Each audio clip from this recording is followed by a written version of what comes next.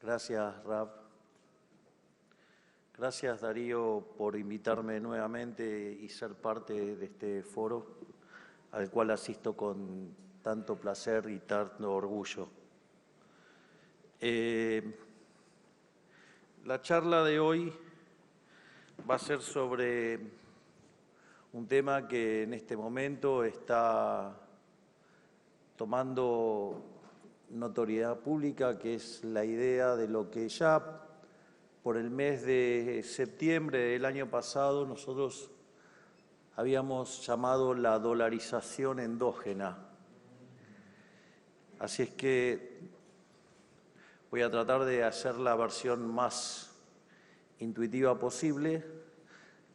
Digamos, el martes tengo una que es un poquito más áspera, pero básicamente voy a tratar de hacerlo de manera bastante intuitiva y que creo que si entendemos esencialmente la naturaleza del dinero, digamos, va a ser muy simple entender qué es lo que queremos hacer y por qué lo queremos hacer y cómo lo vamos a hacer. Al margen de eso, está claro que igual, digamos, por más que sea una charla técnica, no dejo de ser político ahora y no dejo de ser el presidente de la Nación. Y está claro que anoche el partido del Estado, los corruptos, ganaron una batalla, pero no van a ganar la guerra. Vamos a seguir dando la guerra contra la corrupción a capa y espada hasta que los terminemos de sacar a patadas en el culo.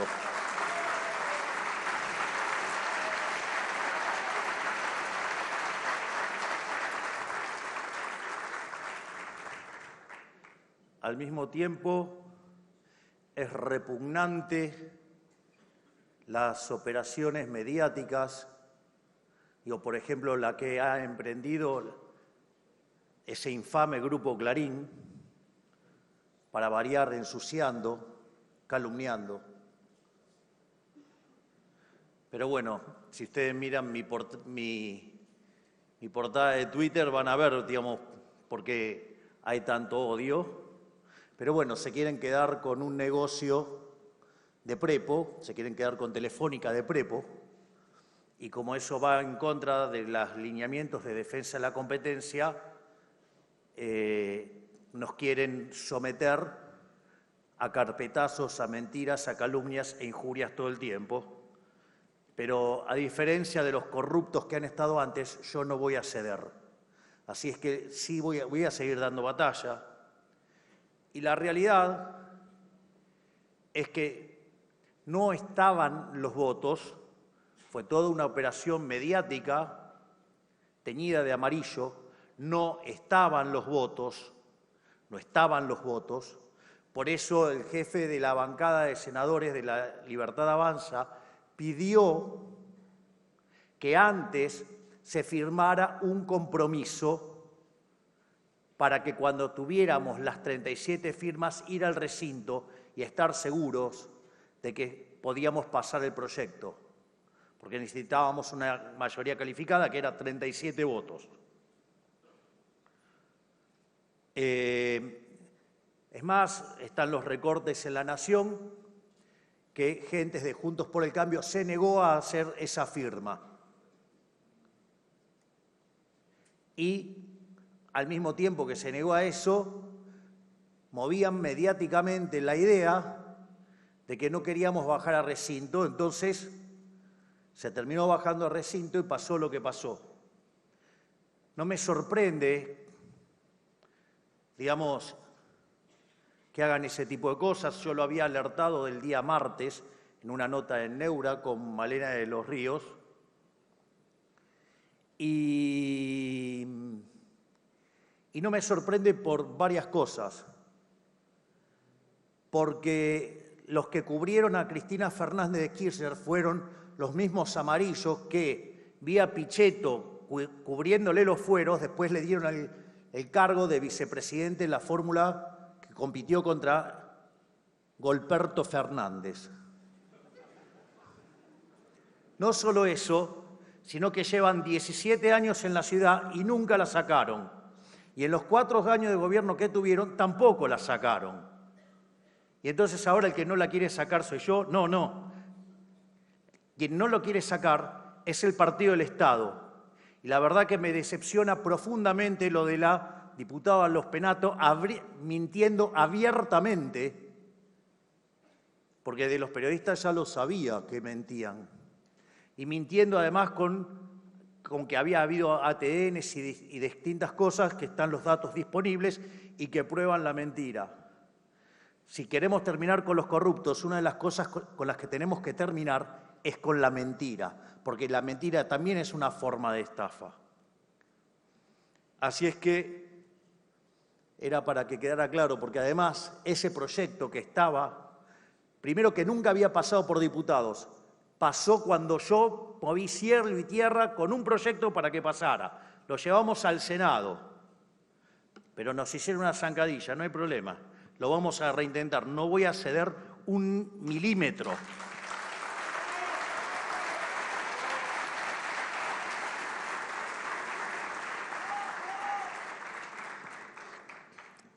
Pero ¿qué pueden pretender de aquellos que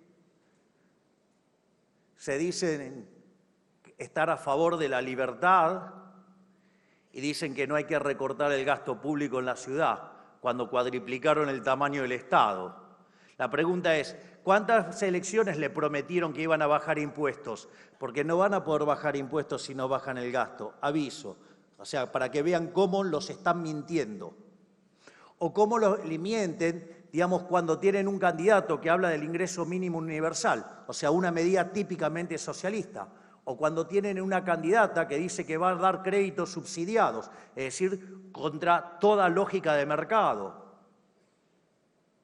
O directamente cuando mienten diciendo que queremos cerrar escuelas y cerrar hospitales, que es la misma campaña negativa que hizo Massa en el año 2023, y debe ser porque justamente contrataron a la misma basura humana de Gutiérrez Rubí, que se dedica a hacer campaña negativa.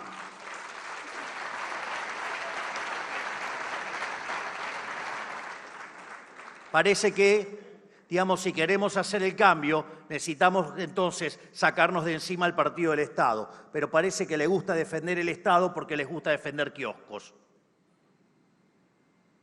Dicho esto, ahora sí voy a hablar de dolarización endógena. Para entender la cuestión de la dolarización endógena, lo más importante es entender qué es el dinero. Esto que parece una obviedad, una tautología, una tontería, en realidad tengo mis dudas que hasta mis colegas lo entiendan. Seriamente. O sea, tengo la sensación de que si no dirían la cantidad de barbaridades que dirían. De hecho, todos aquellos que escuchan cuando dicen la inflación es multicausal, bueno, eso es burro, no sabe qué es el dinero. Cosa que voy ahora a probar,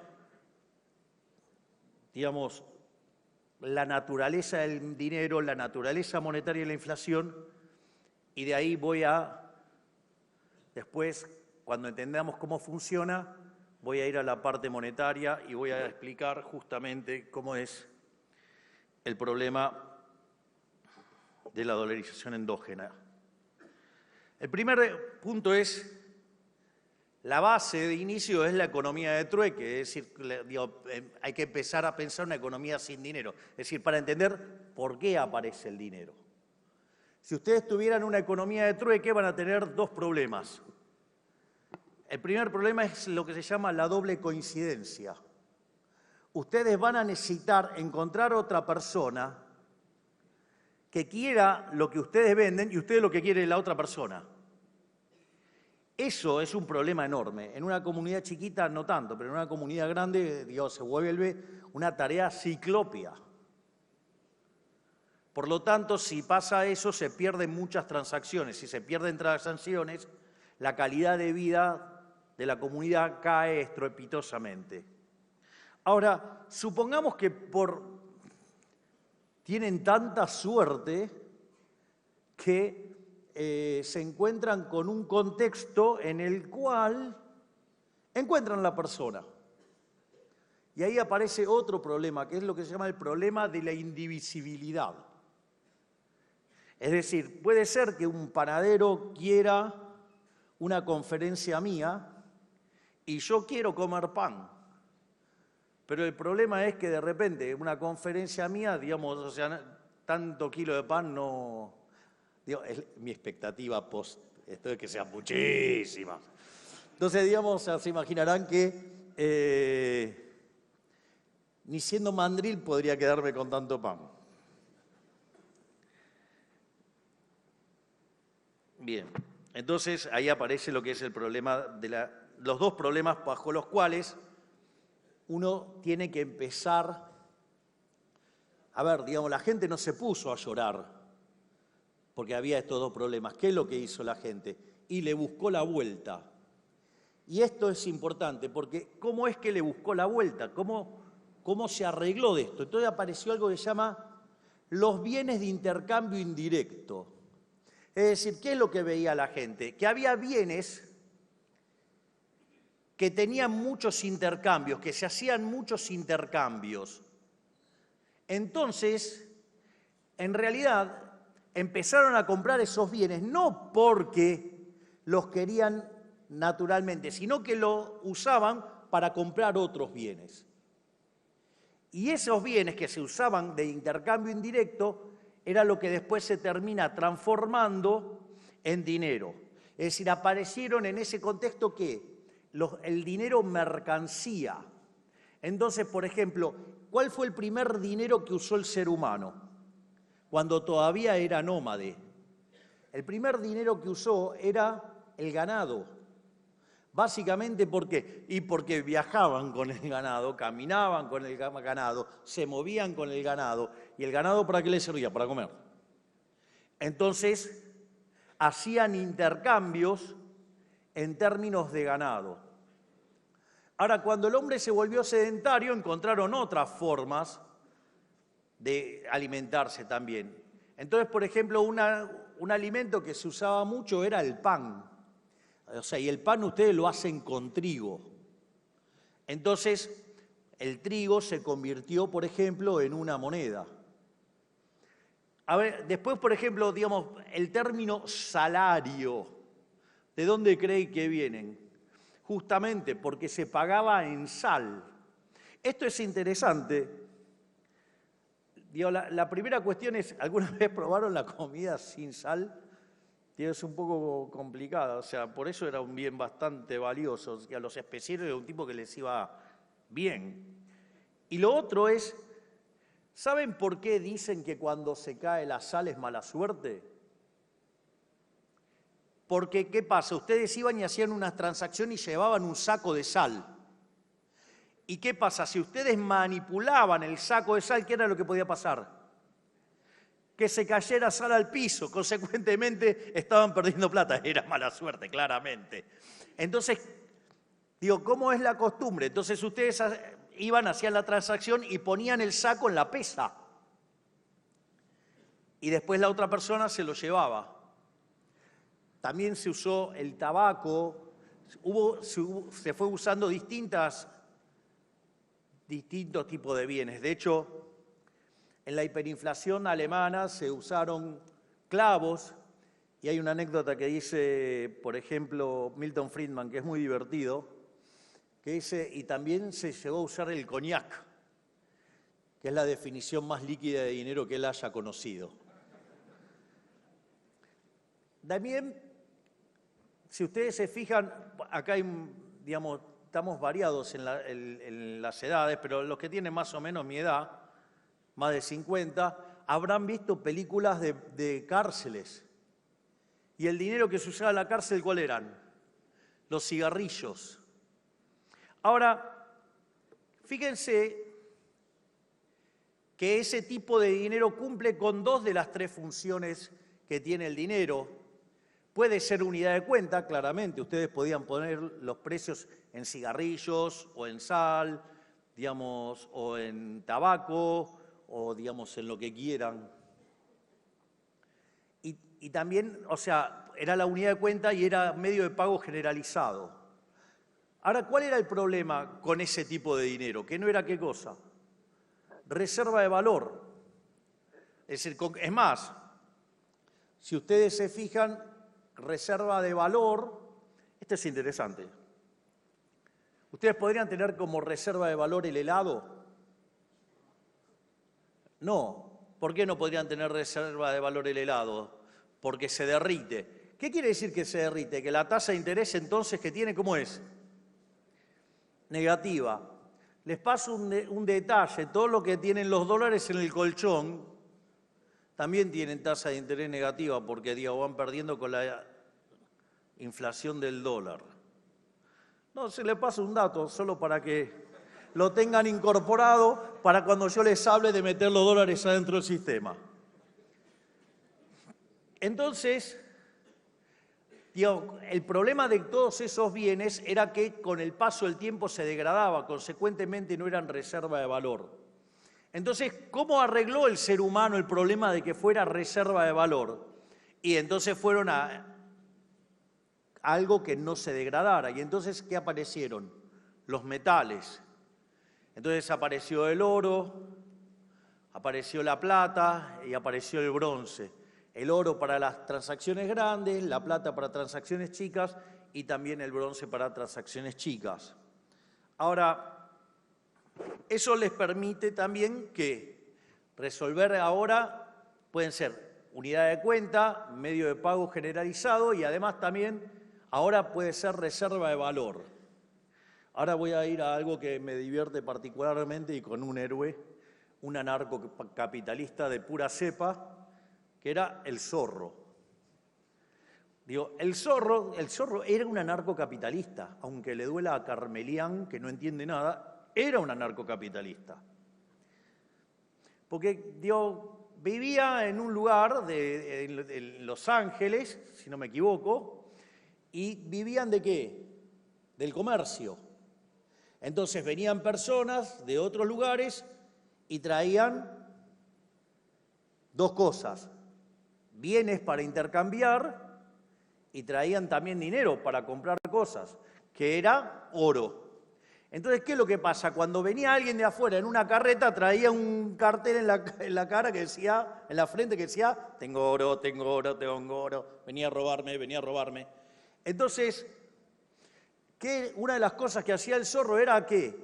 Atacar a esos vándalos que atacaban a los visitantes. Es decir, que protegía el intercambio comercial. O sea, porque si todo el tiempo que viniera alguien iba a ser estafado por los ladrones, se iban a quedar en autarquía y la calidad de vida iba a empeorar mucho. Por lo tanto, los cuidados del Zorro favorecían el libre comercio y respetaban la propiedad privada. ¿Y quién era el otro enemigo del Zorro? Los soldados que representaban ¿a quién? Al Estado. Con lo cual era un anarcocapitalista de manual. Ahora, dicho esto, aparece un nuevo problema con el dinero entonces, porque o tenían que llevar mucho metálico, que era muy pesado, y ¿qué otro problema más pasaba? Que lo podían robar. Entonces, ¿qué es lo que descubrió el hombre? Descubrió las casas de depósitos. ¿Y qué hacían? Dejaban el oro, la plata o el bronce, lo que fuera, y a cambio recibían ¿qué? Unos billetes que eran unos pagaré y que ustedes cuando se presentaban le tenían que entregar el oro. Entonces, en lugar de estar viajando con todo el metálico encima, hacían las transacciones con esos papeles y después había un clearing y se terminaba el problema. Y el día que ustedes querían ir, digamos, a la casa de depósito, presentaban el papel y se llevaban sus tenencias de metálicos. Obviamente, como era de esperar, siempre aparece un pícaro que quiere tomar ventaja de eso. ¿Y qué empezó a hacer? Empezó a emitir papeles sin que estuviera el metálico. ¿Y qué era lo que pasaba cuando se daba esa situación? aumentaban la cantidad de papeles, pero los bienes eran exactamente lo mismo. Entonces, los precios denominados en esos papeles, ¿qué pasaba? Subían. Entonces la gente también le tenía tomado el tiempo y cuando eso pasaba iban a retirar el metálico y ahí era donde se armaban los problemas. Entonces, ¿qué hizo el Estado? En lugar de agarrar y resolver el problema del atraco, del robo, ¿qué dijo? No, ¿cómo? Este negocio lo puedo hacer yo. ¿Y qué hizo? Se quedó con la producción de dinero, entonces ahora lo hacía el Estado. Es decir, no, el Estado no admite competencia en el robo, tiene que ser él solo. Ustedes se pusieron a pensar que si ustedes hicieran las cosas que hace el Estado irían presos. Digo, es un tema no menor. Pero más allá de eso, que es lo interesante, a partir de ahí surgió otro problema. Porque cuando los monarcas o los señores feudales se le empezaban a rosquear el papel, había una época que, por ejemplo, lo que hacían era golpeaban en un saco las monedas de oro y con lo que caían hacían otro. Digamos, eso, el embellecimiento, digamos, que era el señoriaje, era lo que estafaban a la gente, entonces las monedas empezaban a pesar menos. Con lo cual, digamos, eso está en la para allá de esta semana, digamos, sobre lo que es justo. Y, o sea, dentro de las cosas que son justas, ustedes no pueden poner pesas falsas. Esto es, digamos, básicamente lo mismo. Si quieren, digamos, agarro el teléfono y se lo traigo más exacto, o después se lo paso a Darío que se los comparta. Así que está todo acorde al plan, todo marcha acorde al plan. Dicho esto, ¿qué es lo que pasa? Cuando ustedes empezaban a degradar las monedas, también, digamos, entonces, ¿qué pasó? Tenían que entonces, en lugar de usar la moneda del lugar, querían usar otra. ¿Por qué? Porque para no perder valor. Entonces, ¿qué es lo que impusieron entonces monarcas o señores feudales? El curso forzoso. Es decir, obligarlos a retener dinero, ¿para qué? Para castigarlos con el impuesto inflacionario. Pero más allá de todo esto, entonces, nada, después empezó toda una discusión entre dos escuelas, que era la Currency School y la Banking School, y todo eso derivó en un debate que terminó en 1844 con una ley que se llama APIL y nos desarrolló el sistema financiero tal cual como lo tenemos ahora. En aquel momento había convertibilidad de la moneda y la cual cada vez que se zarpaban y emitían, bueno, eso, digamos, hacían un cambio. Y eso, digamos, básicamente estuvo dando vueltas hasta 1973, que se termina con Bretton Woods. Nos encontramos ahora con este sistema financiero y con dinero fiduciario. Pero lo importante es que no perdamos la esencia del dinero. El dinero no es ni más ni menos que un bien de intercambio indirecto para hacer transacciones. Ejemplo, ¿de qué me sirve todos los verdes que pueda acumular en, digamos, en el traje de madera? Digo, del otro lado no compran nada con eso, así que, digamos, no, es como que no tiene mucho valor, digamos, sacado de este lugar. Es más, fíjense, yo los dejo solos, a ustedes solos en una isla. Por más que le dé 5, 10, 20 millones de dólares, ¿qué hacen con eso? Nada. Están solo en la isla. No. Es más, quizás si pudieran inferir que pase un avión, digamos, lo van a quemar para que lo vean. Dicho esto, entonces, lo que hay que entender es que si el dinero es un bien de intercambio indirecto, quiere decir que ustedes lo demandan porque sirve para comprar otros bienes. Por ejemplo, ustedes le venden trabajo a su empleador a cambio de pesos para con esos pesos comprar otros bienes. Pero lo utilizan, no sé si se acaban de dar cuenta que acabo de usar un formato a la Rothbard que acaba de destruir la teoría de la explotación. Ustedes le compran dinero a su empleador. Se acabó la teoría de la explotación. Digo, solo por plantear la discusión de una manera distinta, hace que se termine con la teoría de la explotación. Salvo que los trabajadores estén explotando a los empresarios, ¿no? Porque son los que compran dinero a cambio de trabajo. Pero más allá de eso, lo importante es tener claro entonces que la demanda de dinero estrictamente es una demanda derivada. Es decir, es un espejo de lo que pasa en el lado real. Y por lo tanto, es consecuencia de ello que entonces la demanda de dinero va a estar determinada por el sendero intertemporal de consumo, es decir, lo que consuman de hoy hasta el fin de la eternidad. Es decir, cuando ustedes vean un economista que le arma la función de demanda de dinero y le pone Y e I latina, bueno, ese es un bruto. Digo, porque, digamos, si ustedes construyen un sistema de equilibrio general, digamos, entran todos los precios.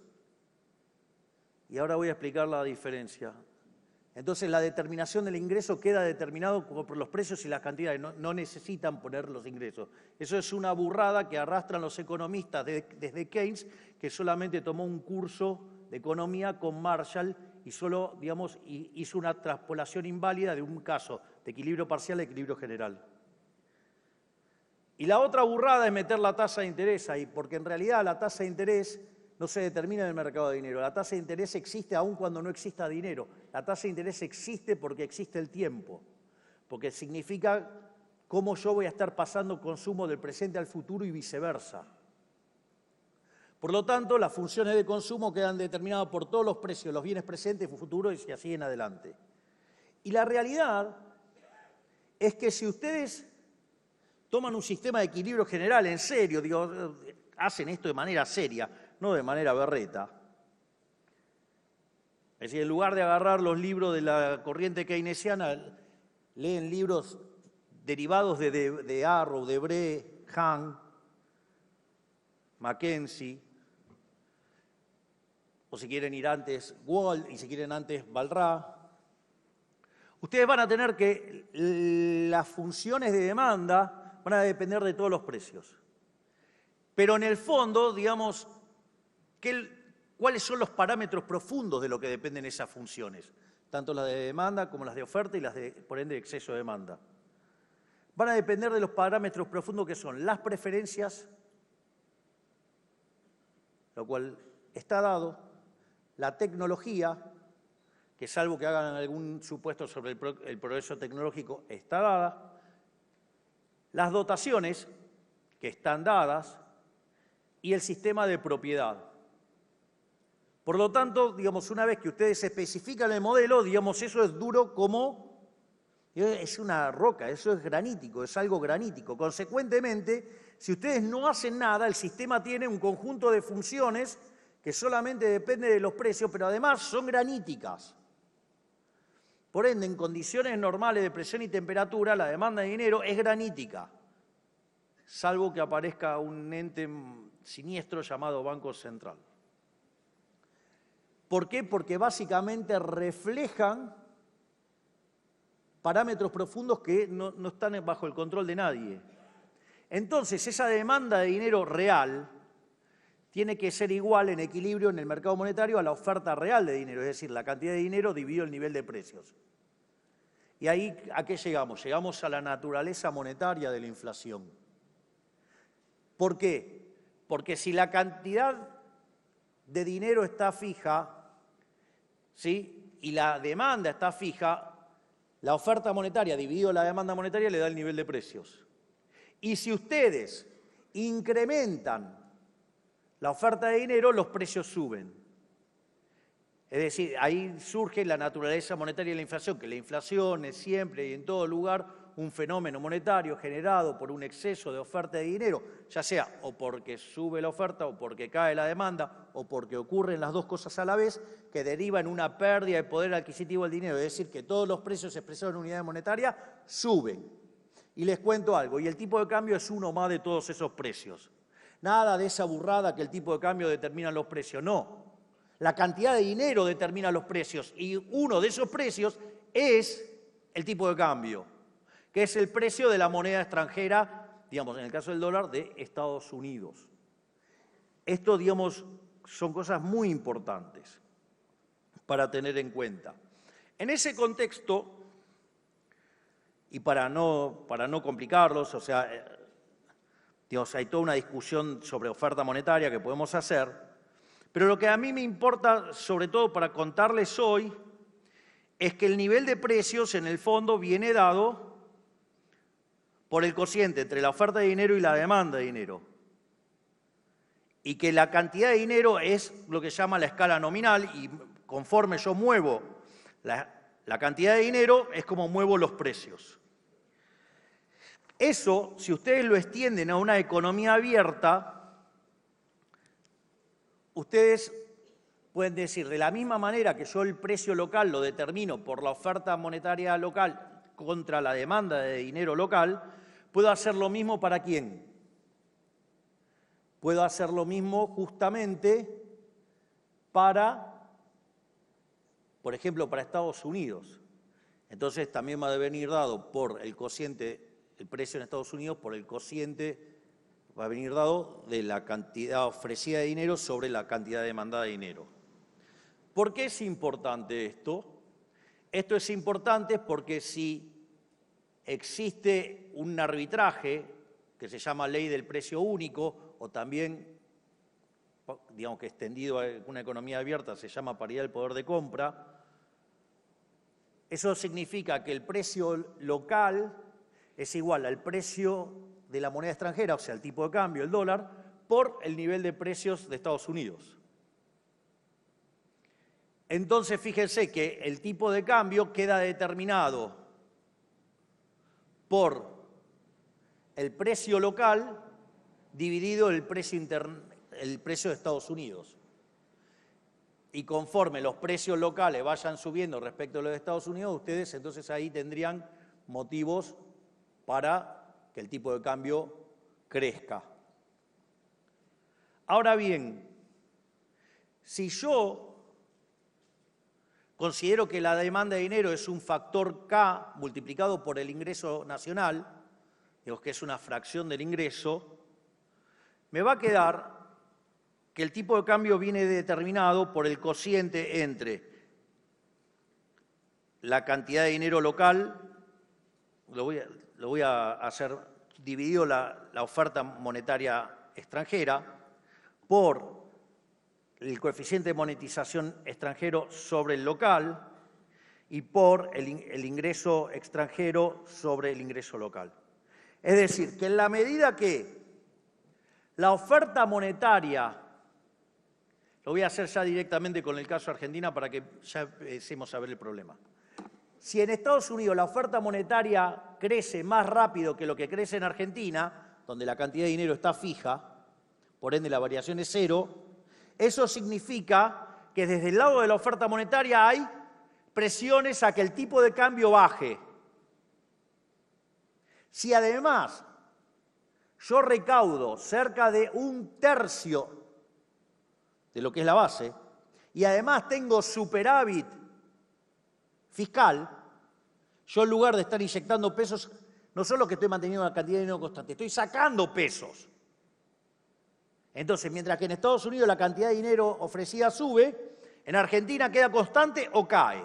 Por lo tanto, eso mete presión a que el tipo de cambio vaya a la baja, es decir, que el dólar caiga. Lo otro tiene que ver con el factor de monetización. En Estados Unidos ese número es súper estable. En Argentina viene de un número verdaderamente deprimente.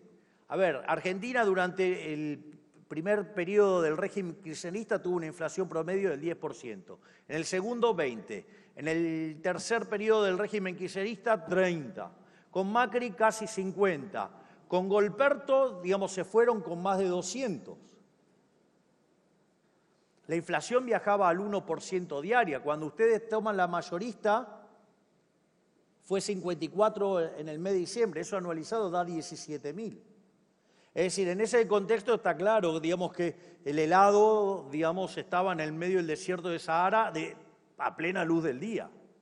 O sea, se les derretía el dinero en la mano, era obvio. Con lo cual, las tenencias monetarias en Argentina estaban en sus niveles muy similares a la previa de la hiperinflación de Alfonsín. Interesante. Entonces, ¿qué es lo que pasa? Hoy, cuando yo tomo la base monetaria amplia, estoy en torno del 6% del PBI. Y ese número, en condiciones normales, debería estar en torno al 12% del PBI.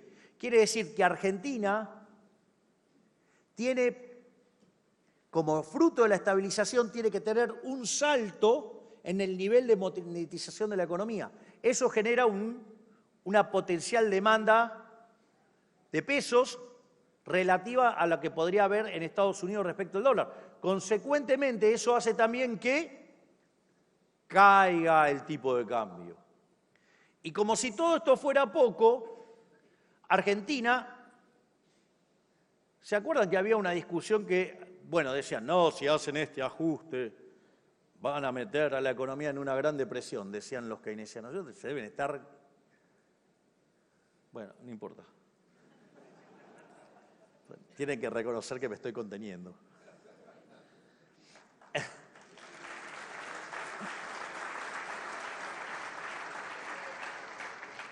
Es que me da no sé qué ser super Milei frente al rep. Entonces por eso me da un poco de pudor. Me estoy portando bien por usted, Sweet. Entonces, ahora fíjense. Primero dijeron que nos íbamos a hundir en una gran depresión. Segundo, que íbamos a hacer una L, o sea que íbamos a llegar a un piso y no levantábamos más. Después empezaron con que iba a ser la pipita de Nike, pero suave. Después, la pipita de Nike. Después reconocieron que iba a ser en B corta y terminó siendo un tilde, porque cuando yo tomo, es decir, la inflación mayorista anualizada pasó del 17.000 a niveles del 10, porque en diciembre fue 0,8, y pronosticaban todo tipo de aberraciones, que el PBI se iba a destruir y todo.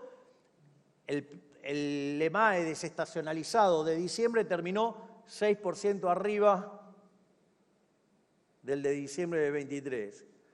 Es decir, no solo derrumbamos la tasa de inflación como nunca en la historia, sino que además la economía se expandió. Vaya que tienen que quemar todos los libros de texto keynesianos.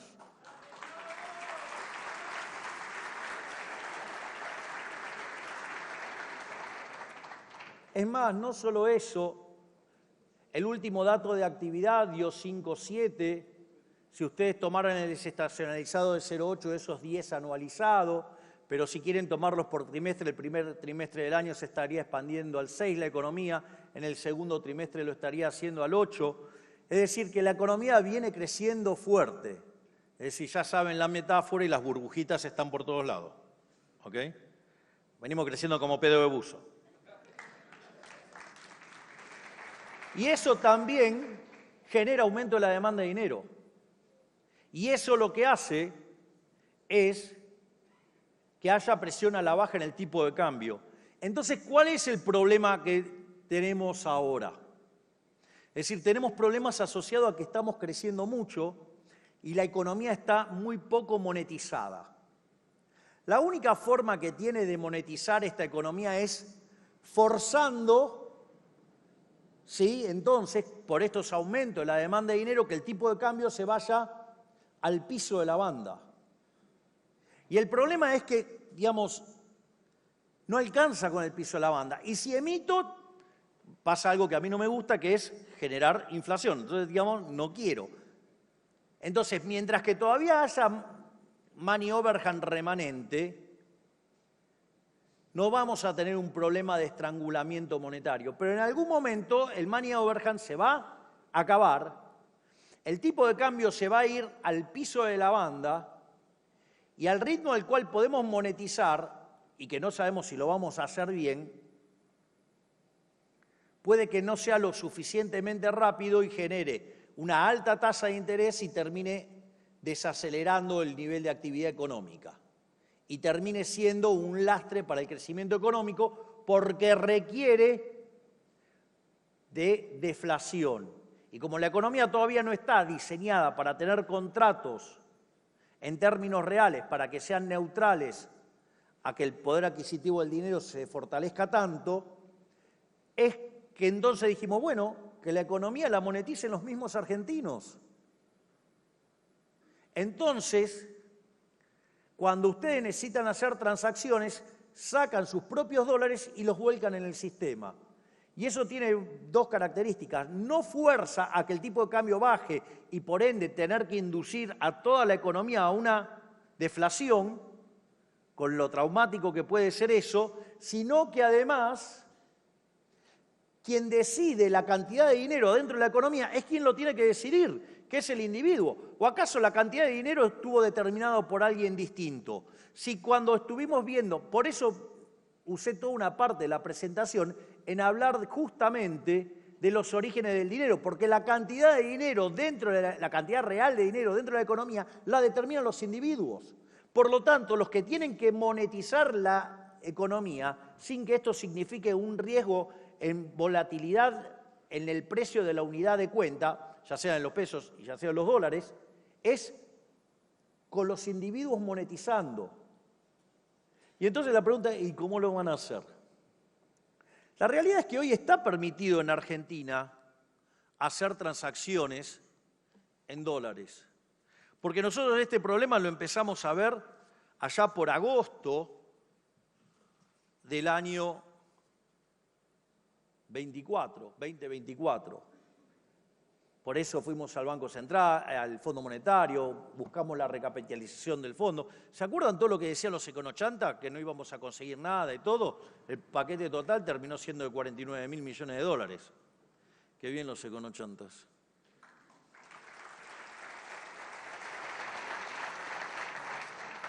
Entonces, cumplimos con la fase 1 del programa, que fue cerrar el grifo fiscal. Cumplimos con la fase 2 del programa, que era cerrar el grifo financiero, es decir, terminar con el cuasi fiscal. Y en la parte 3 capitalizamos el Banco Central. Siempre hablamos de 3 anclas. Teníamos el ancla fiscal, que es el equilibrio fiscal, lo tenemos acá, a la computadora humana, al genio del secretario de Hacienda, a quien admiro profundamente, yo creo que no es humano, que es Carlos Huberman. Un aplauso para este genio que tenemos en el equipo. Igual traten de determinar si es humano. Yo creo que no, porque alguien que tiene todos esos números en la cabeza no es humano. O sea, yo que soy un tipo que redondea los números, imagínense que lo miro y que no puedo creer la exactitud de este hombre. Pero no solo eso, después está, digamos, lo que se llama el ancla monetaria, es decir, fijamos la cantidad de dinero. Desde mediados del año pasado, la cantidad de dinero no crece más, la base monetaria amplia está dada. Es decir, que dado que la inflación tiene un rezago que oscila entre 18 y 24 meses, para mitad del año que viene la inflación en Argentina habrá sido historia.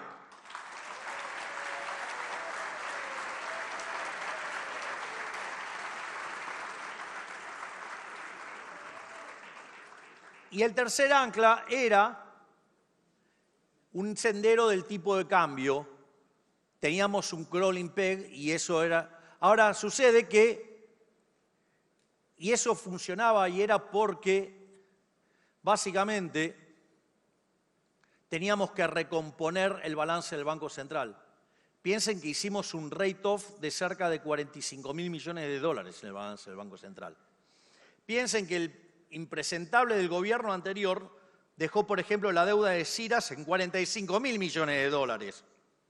Reservas netas negativas, deuda venciendo en pesos por el equivalente de 90.000 millones de dólares, 4 bases monetarias venciendo en un día. Bueno, hubo que sanear el balance del Banco Central. Y eso lo terminamos de hacer con el programa, con el Fondo Monetario Internacional, que implicó 20.000 millones de dólares del Fondo Monetario Internacional, 12.000 millones de dólares del Banco Mundial, 10.000 del BID, 2.000 de un ripo y los 5.000 que nos renovó antes de tiempo el gobierno chino. A la luz de eso pudimos recapitalizar el Banco Central y dijimos, vamos a flotar. Entonces hoy el ancla no es un sendero de tipo de cambio. Hoy el ancla entonces, ¿qué es? la capitalización que yo tengo en el Banco Central que me permite flotar sin miedo. Entonces tenemos a los argentinos que están hoy aprendiendo a flotar. Y después de todos los pronósticos catastróficos y que se iba al techo de la banda y que íbamos a patinarnos todos los dólares y todo, sucede que cada día está más cerca del piso de la banda. Y si yo tengo que la oferta monetaria relativa cae, que la demanda monetaria relativa sube y que además crezco más, es obvio que el tipo de cambio va a tender a ir a al piso de la banda. Y en la medida que eso no esté mapeado con la velocidad de crecimiento de la economía, yo no voy a monetizar hasta que toque el piso. Y consecuentemente, digamos, entonces voy a tener que monetizar de alguna manera y por eso permitimos la competencia de moneda. Hago una nota de color porque, si ustedes se acuerdan, nosotros decíamos, están los reportajes que yo decía, si consigo 15.000 millones de dólares, abro el cepo. La realidad es que necesitábamos 12.000 millones de dólares para hacerlo. Pero para estar un poco más seguros, dijimos 15.000 millones. Ustedes recuerdan que todos decían, no, en un año electoral no va a abrir, no se va a animar a abrir el cepo, si lo hace, lo hace. Y yo dije que para el 1 de enero del 26 no iba a existir más el cepo. Y que si conseguía ese dinero, los 15.000 millones de dólares, habría. Y todos que decían que no lo iba a hacer porque era un año electoral. Bueno, muchachos, el cepo es un instrumento de tortura y no hay nada que justifique perder la libertad o entregar la libertad. Conseguimos 20.000 millones de dólares cash y a pesar de todos los pronósticos hicimos lo que había que hacer y sacamos el cepo.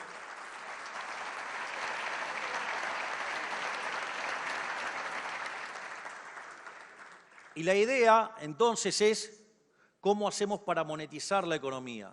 Miren, en los colchones los argentinos debemos tener o 200.000 millones de dólares, o 300.000 millones de dólares, o 400.000 millones de dólares, según a quien le pregunten qué hace la estimación. Y eso podría ser una inyección enorme, que ese ahorro entre en el sistema y eso permita un boom de inversión y que Argentina acelere el proceso de crecimiento, tal que en un rango de 30 a 40 años Argentina se convierta en una de las máximas potencias mundiales, con la nota de color que 2/3 de esa mejora se podría ver en el lapso de 10 a 15 años. Y para eso es que nosotros estamos motivando la dolarización endógena, justamente para que ese proceso no se vea empastado o retrasado en el tiempo, o que lo haga a menos velocidad. Y el punto es el siguiente, si hoy está permitido hacer transacciones en moneda extranjera, ¿por qué entonces necesitamos avanzar? ¿Saben por qué? Porque todos los que tienen los dólares en el colchón tienen miedo que después dejan los dedos marcados y los vayan a buscar, esa es la realidad.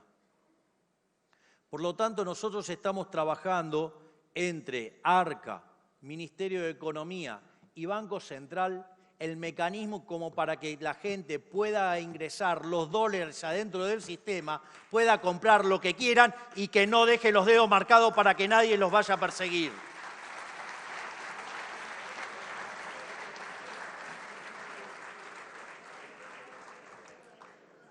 Igual, no les debería llamar la atención, soy liberal libertario. Y esto yo lo dije en algún momento, y obviamente con toda la casta política, el Partido del Estado salió a pegarme. Yo les digo, a ver, en algún momento dije que los que tenían los dólares en el colchón eran los héroes que iban a sacar adelante a este país. Porque ¿cuál es el punto? Ustedes no metieron dólares abajo del colchón porque odian al país. Ustedes metieron dólares abajo del colchón porque del otro lado había un conjunto de hijos de puta, delincuentes, que les afanaron con el impuesto inflacionario.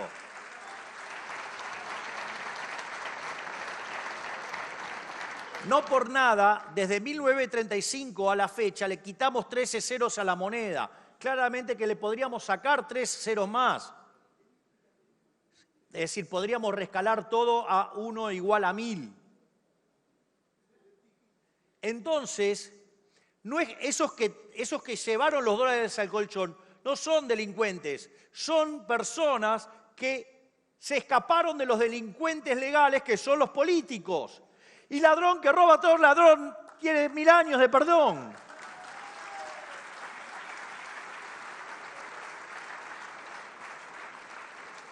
En definitiva, es como que ustedes se defendieron de un chorro y los castiguen a ustedes para seguir premiando el chorro. No, eso está mal. Acá se va a ponderar a la gente de bien y por ende van a poder sacar sus dólares sin tener que dejar los dedos marcados, porque fueron dólares ganados honestamente y para evitar que los robaran la basura de los políticos.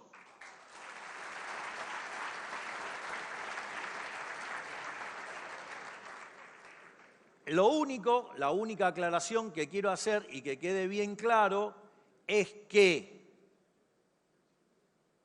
en la transición el peso va a seguir existiendo y se va a utilizar para pagar impuestos. Esto quiere decir que van a seguir utilizando pesos, lo van a usar para pagar impuestos, con el crecimiento económico y con esta remonetización el peso se va a seguir apreciando. Pero va a quedar tan chiquito respecto a la cantidad de dólares que el sistema va a quedar dolarizado endógenamente. Y cuando eso pase, vamos a estar en condiciones de poder cerrar esa institución siniestra que tanto daño le ha hecho a los argentinos y terminar ganándonos la libertad monetaria para que nunca más ningún político hijo de puta pueda robarlos con el impuesto inflacionario. ¡Viva la libertad, carajo! ¡Gracias! De esta manera despedimos al señor presidente de la Nación.